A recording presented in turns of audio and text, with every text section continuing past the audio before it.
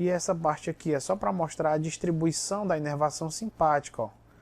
O córtex manda informações para o hipotálamo, para o mesencéfalo, que manda lá para os outros centros mais inferiores bulbares, que são os centros cardiovasculares. Aí este centro cardiovascular manda informações tanto pelo simpático quanto pelo parasimpático para inervar diferentes locais. Aí, ó, inervação das glândulas sudoríparas, dos vasos sanguíneos, da adrenal, das artérias, das veias, glândula salivar, do coração. Então tem uma resposta generalizada, digamos assim. Sim, isso tudo aqui é para quê? Isso tudo que eu falei é para apenas uma coisa: redistribuir o fluxo sanguíneo. O que é redistribuir o fluxo sanguíneo? É mandar sangue para onde tem que mandar sangue. Por exemplo, o cérebro está precisando de sangue? Manda sangue para o cérebro. Ah não, é o coração que está precisando mais de sangue agora, manda para o coração. Ah não, é a pele que está precisando de mais sangue, manda para a pele. Ah não, na verdade é o intestino que está precisando de sangue, manda para o intestino. Então, quem redistribui o fluxo de sangue tem que ser responsável pela perfusão do tecido. Perfusão é justamente a inundação do tecido pelo sangue, a vascularização. E é justamente o sangue, como a gente sabe, que vai suprir as necessidades metabólicas do tecido. Então a redistribuição do fluxo é a capacidade que o corpo tem de adaptar as necessidades metabólicas do organismo às condições do ambiente. Então, a redistribuição do fluxo sanguíneo, ela serve à homeostase, ela serve à adaptação do organismo às necessidades impostas pelo meio. Por exemplo, se eu preciso correr, eu tenho que mandar mais sangue para o cérebro e para o músculo esquelético. Quem faz isso? O simpático. Então vamos aqui. No repouso, a distribuição do fluxo sanguíneo é a seguinte. Ó. O encéfalo recebe cerca de 750 ml por minuto, o coração recebe cerca de 250, os rins 1100, as vísceras abdominais 1400, a pele 500 e assim vai. Então essa é a distribuição normal, digamos assim. Ó, débito cardíaco aqui, ó, tá 5,8 ml por minuto, ou 5,8 litros por minuto. Então, o sistema cardiovascular está funcionando aqui, ó, com este nível de distribuição de fluxo sanguíneo, de sangue. Aí a pessoa começa uma atividade física leve, aí o simpático tem que trabalhar. Nós temos o encéfalo ainda recebendo a mesma quantidade de sangue, ó. Notem que ele recebe a mesma quantidade de sangue, então eu tenho uma regulação aqui que mantém o fluxo sanguíneo praticamente o mesmo, para evitar flutuações, porque para o cérebro não é muito interessante nem receber muito sangue, nem pouco sangue. Ele quer o nível normal que ele recebe, o nível basal.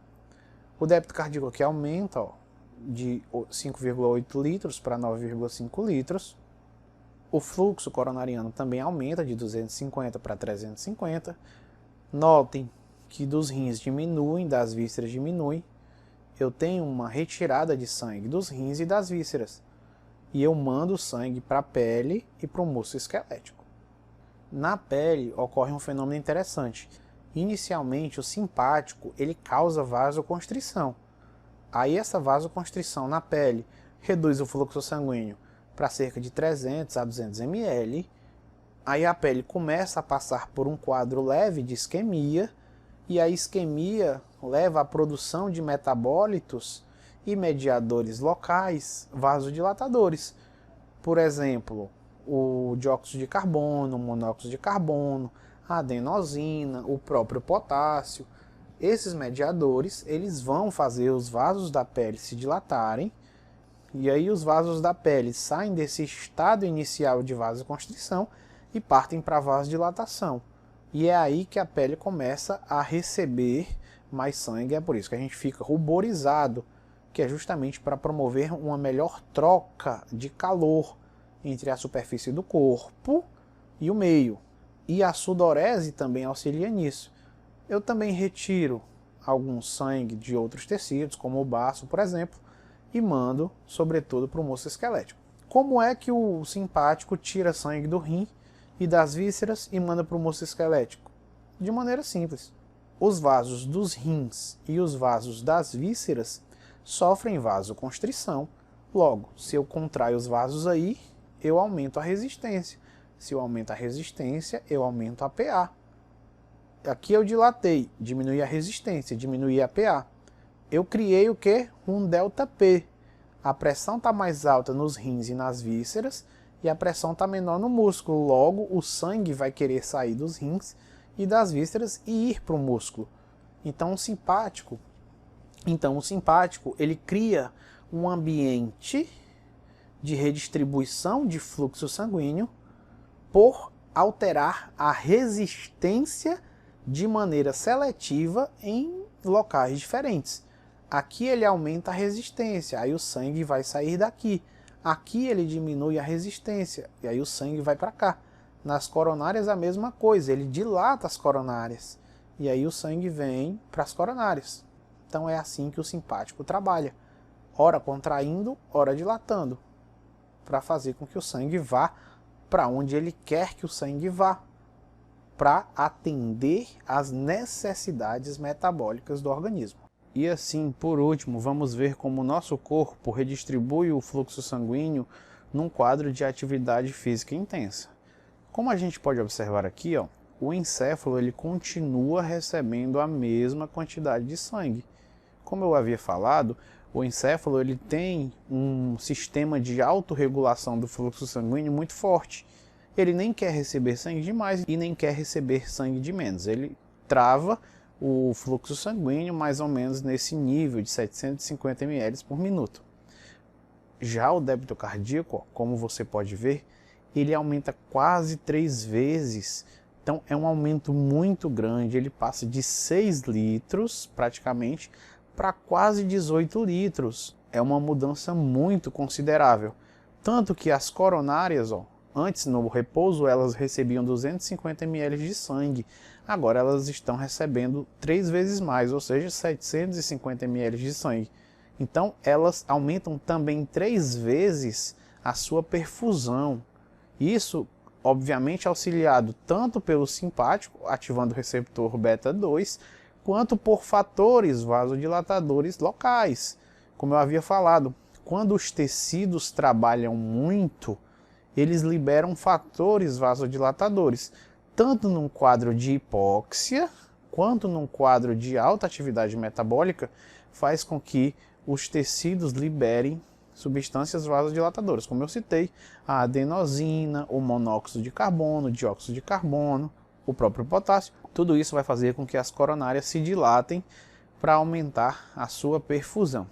Note que dos rins foi retirado mais sangue, das vísceras também. A pele aumentou um pouco mais a sua perfusão, pelo mesmo motivo que eu citei no passado, por fatores vasodilatadores locais. Outros tecidos, digamos assim, permanecem praticamente os mesmos. E o músculo esquelético, ele aumenta mais de 10 vezes a sua perfusão, ou seja, ele vai para um quadro de atividade muito alto, justamente porque o metabolismo dele está no nível muito alto. Então, se eu estou fazendo uma corrida de 100 metros, uma corrida que exige muito dos meus músculos, os músculos vão ter que trabalhar muito, logo eles vão precisar de muitos substratos, sobretudo de oxigênio e glicose. Então, a perfusão aqui nos músculos aumentam 10 vezes, de 1,2 litros por minuto, eles vão receber 12,5 litros por minuto. Então, a gente pode dizer, de maneira grosseira, que o débito cardíaco aumentado, sobretudo na atividade intensa, é para alimentar basicamente as coronárias, ou seja, o coração, e o músculo estriado esquelético. É assim que o simpático trabalha, redistribuindo o fluxo sanguíneo. E isso com apenas uma finalidade: adequar o nível de funcionamento dos órgãos e tecidos aos contextos ambientais. Então, se naquele contexto exige uma atividade física leve, a redistribuição vai ser compatível com isso. Se no contexto ambiental eu preciso de uma atividade física intensa, a redistribuição de fluxo vai ser compatível com isso. Ou se o contexto ambiental pede um repouso, eu estou no repouso, a redistribuição de fluxo vai ser compatível com o repouso. É assim que o nosso corpo, por meio, sobretudo, do sistema nervoso simpático, redistribui o fluxo sanguíneo para os nossos órgãos e tecidos.